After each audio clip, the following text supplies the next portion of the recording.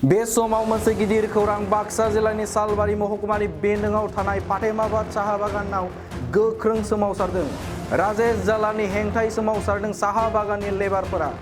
फातेमाबाद साहा बागाननि बिगुमानि फारसेनिफ्राय लेबारनि सायाव अयथासार खालामबोनाय थानायनि अजद दैखांदों बे सोमावसारग्राफोरा। मफिजुद्दिननि मुंनि सासे थिकादारा जेराव मेरावनो साहा बागाननि बिफां दाननानै दुथां आखु दिन्थिनानै मावनाय खामानिफोरखौ हमदों साहा बागाननि लेबारफोरा। सुथि रां होयि हा पाट्टा राननानै होनाय पिएफनि रां होनायनि बायदि गोबां जेंनाफोरजों मोगा-मोगि जाबोनांनायनि अजद दिखांदों साहा बागाननि लेबारफोरा। बे समाव अनजय बसुमतारीनि मोनसे खौरां। আৰু ৰেচন আমাক সাপ্তাহে ৰেচনটো 15 বুলি কৈছিল, আজি 15 নহয়, মাহৰ দিন হৈ যায় আছে ৰেচন আজিলৈকে। যেতিয়া চৰকাৰৰ ৰেচন দিয়ে, কণ্ট্ৰলৰ ৰেচন দিয়ে, তেতিয়াহে আমাক বাগানৰ ৰেচন দিয়ে। কণ্ট্ৰলৰ ৰেচন নিদিলে আমাক বাগানৰ ৰেচন নিদিয়ে। সেইটোতো ৰুল নহয় না, বাগানৰ ৰেচন বাগানেই সপ্তাহি দিব লাগিব। চৰকাৰৰ কণ্ট্ৰলটো মাহত দিয়ে, কিন্তু বাগানৰ ৰেচনটো মাহত দিব নালাগে নহয়, আমাক সপ্তাহত দিব লাগিব। কিন্তু আমাক মাহত দিয়ে ৰেচনটো। এইখিনিয়ে আমাৰ মই ফাতেমাবাদ বাগানৰ পাৰ্মেট ওৱানে হওঁ যে আজি মই ইমান দিন কাম কৰি আছোঁ যে কোনোদিন আমাক খৰি এনেকুৱা খুজিলে নেদিয়ে। ইমান খোজো আমি নেদিওঁ, কিন্তু সদায় ডাঙৰ ডাঙৰ খৰি কাটি কিনি লৈ যায়। ক'ত লৈ যায় সেইটোও আমি নাজানো, কিন্তু আমি যেতিয়া খৰি খুজিব যাওঁ তেতিয়া আমাক খৰি নেদে। পাউনি দাউনি খুজিব যাওঁ তেতিয়া আমাক পাউনি দাউনি নেদে। কয় যে চব বস্তু ফেচিলিটি দি দিছোঁ তোহঁতক কি লাগে, কি কাৰণত তোহঁত খুজিব আহা, কিয় এনেকুৱা খুজিব আহি থাকা, এনেকুৱা কৈ মেথা ধমকি মাৰি কিনি আমাক পঠাই দিয়ে। কিন্তু আমাৰ ঘৰত আজি 2-3 বছৰ হৈ গ'ল, কিন্তু আমাৰ ঘৰত খৰিয়ে নাই, থাকিবৰ কাৰণে ঘৰ নাই। ঘৰ যে ভাঙি আছে নে নাই সেইটো আমাক মেনেজাৰে চাবও নাহে, কোনেও চাব নাহে। কিছুমানৰ যে কিবা ৰান্ধি খাবৰ কাৰণেও ঘৰ নাই, থাকিবৰ কাৰণে। আমি কোনটো মালিক হয় আজিলৈকে আমি চকুটি দেখাই নাই, খালি কানি দি শুনা পাওঁ যে জালান ছাৰে বোলে মালিক হয় বুলি। আমি কিন্তু চকুটি আজিলৈকে দেখা নাই, নাহেই। দৰমহা দিবৰ কাৰণেও নাহে, কিন্তু আহিলেও আমি চকুটি দেখা নাপাওঁ যে কোনটো হয়, কোনটো কেনেকুৱা মালিক, কালা আছে না বগা আছে, আজিলৈকে আমি দেখাই পোৱা নাই মালিকটো কেনেকুৱা আছে। সি চুৰৰ নিচিনা আহে আৰু চুৰৰ নিচিনা গুচি যায়। সময়ত আমাক ৰাতি 9টা-10টা বাজে ৰাতি দৰমহা দিয়ে, সেইটো মালিক হয় নেকি? সেইটোতো মালিক নহয়, চুৰ মানুহে ৰাতি 10টা-11টা বাজে দৰমহা দিয়ে। সি যদি মালিকেই হ'লো হয় আমাকতো 4টা-5টা বজাত দৰমহা দিল হয়। সেইটো আমাক ৰাতি 9টা-10টা বজালৈকে দৰমহা দিয়ে, সেইটো আৰু মালিক বুলি মানি ল'বি নেকি? আমাক এনেকুৱা মালিক নালাগে, এনেকুৱা নিচিনা চলাই দিয়ে সেইটো মালিকটো নালাগে। যে আমাক যিমান পাউনি দাউনি আছে সেইখিনি আমাক দিব লাগিব, সেইটোহে আমি মালিক বুলি মানি ল'ম। আৰু মালিকে আমাৰ ওচৰত আহিব লাগিব, যে আমাৰ ৰাইজৰ আগত ক'ব লাগে যে আজি মই মালিক হওঁ বুলি। কিন্তু মালিকটো আমি আজিলৈকে দেখা নাই, কেনেকুৱা আছে মালিক। আমি ছুটি পইচা পোৱা নাই, ছুটি পইচা 2022ৰ ছুটি পইচা আজিলৈকে দিয়াই নাই।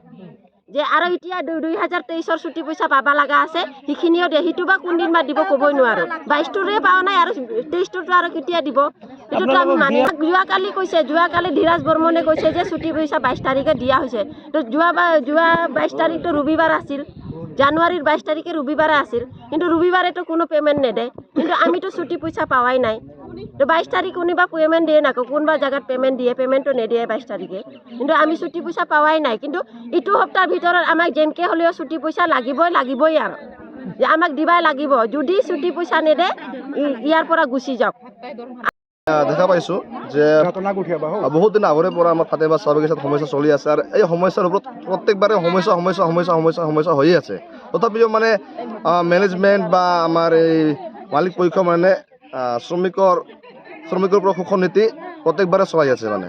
আৰু এই কেইদিনৰ আগত মানে মেনেজমেণ্টে কৈ আছে যে মই ছুটি পইচা দি দিছোঁ বুলি ৰিপৰ্ট পঠাই দিছে, আৰু মানে PF অফিচত ৰিপৰ্ট দি আছে যে বাগিচা ঠিকে চলি আছে গোটেইখিনি। তো মানে আমি ভাবোঁ যে গোটেইখিনি এইটো ফল্ছ ৰেকৰ্ড গৈ পাইছে আমাৰ PF অফিচত। তো ইয়াতে যিখিনি দুৰ্নীতি চলি আছে আমাৰ ইয়াতে ফাতেমাবাদ চাহ বাগিচাত, মূল দুৰ্নীতি হ'ল আমাৰ ইয়াতে ইউনিয়ন, যোনটো SCMS ইউনিয়ন আছে সেইটো মূল দুৰ্নীতি। তাৰ লগতে আৰু এজন ঠিকাগিৰি কৰি আছে, আমাৰ মফিজুদ্দিন আহমেদ নামৰ এজন ব্যক্তি আছে। তেওঁ কি ভিত্তিত ইয়াতে ঠিকা কৰে আমি নাজানো, কিন্তু মানে তেওঁ আহি ইয়াতে ৰাজেশ জালানৰ সহযোগ কৰি মানে ইয়াতে শ্ৰমিকৰ পৰা শোষণ নীতি চলাই আছে, আৰু শ্ৰমিকৰ যি প্ৰাপ্য আছে গোটেইখিনি এতিয়ালৈকে দিব পৰাই নাই। মানে যিমান পেণ্ডিং আছিল গোটেইখিনি পেণ্ডিং এতিয়ালৈকে দিব পৰা নাই। আৰু মানে যেতিয়া শ্ৰমিকৰ লাগতিয়াল হয়, প্ৰয়োজনীয় মেডিকেলৰ ধৰি লওক মেডিকেল লাগে, মেডিকেলত মানে উপযুক্ত ঔষধ পোৱা নাযায়, স্কুল নাই, ডক্টৰ নাই, স্কুলত টিচাৰ এতিয়া আমি কৈ ভাল কেইজন টিচাৰ এতিয়া পাইছোঁ, কিন্তু তাৰ লগত আৰু ৱেলফেয়াৰ ছাইডত যদি ডেভেলপমেণ্ট কৰিব যাওঁ তেনেহ'লে মানে ঘৰ দুৱাৰ নাই। এতিয়া চাব আপোনালোকে কেইদিনৰ পিছত বাৰিষা আহিব, বাৰিষাৰ সময়ত প্ৰত্যেকটা ঘৰতে মানে বৰষুণৰ পানী পৰে ভিতৰত। তো সেইবিলাক এতিয়া ঠিক কৰিব লাগে, কিন্তু সেইবিলাক ঠিক নকৰাৰ উপৰিও মানে কি কৰে, বাগিচাৰ গছ কাটি মানে বেলেগত বিক্ৰী কৰি আছে। ইয়াতে দেখাই আছে 50% কাম কৰিছোঁ, 70% মানে কাঠ বিক্ৰী কৰি আছে বেলেগত। আমি দেখা পাইছোঁ ক'তবা এই আমাৰ গিলাজাৰ, ক'তবা খালবাৰী, ক'ত বৰপেটাৰ ৰোডত লৈ কাঠটো বিক্ৰী কৰি আছে, ক'ত এলেঙামাৰীত কাঠ বিক্ৰী কৰি আছে। আৰু এইটো সুযোগ কোনে দি আছে? তো সেইটো সুযোগ মানে আমাৰ ইয়াতে একমাত্ৰ ইউনিয়নে দি আছে, SMS ইউনিয়ন, আৰু এজন আছে মফিজুদ্দিন নামৰ ঠিকাদাৰ কৰি। তো আমি এইটো মানে উচ্চ তদন্ত হ'ব লাগে বুলি আমি প্ৰশাসনক আহ্বান জনাওঁ, আৰু PF অফিচকো আহ্বান জনাওঁ, আৰু অতি সোনকালে মানে আমাৰ বাগিচাৰ যি সমস্যাসমূহ আছে গোটেইখিনি সমাধান হ'ব লাগে। অন্যথা কিন্তু আমি আদিবাসী ছাত্ৰ সন্থা হাত সাৱটি নাথাকোঁ, পৰৱৰ্তী দিনত কিন্তু ইয়াৰ জংগী আন্দোলন কৰিবলৈ আমি বাধ্য হ'ম।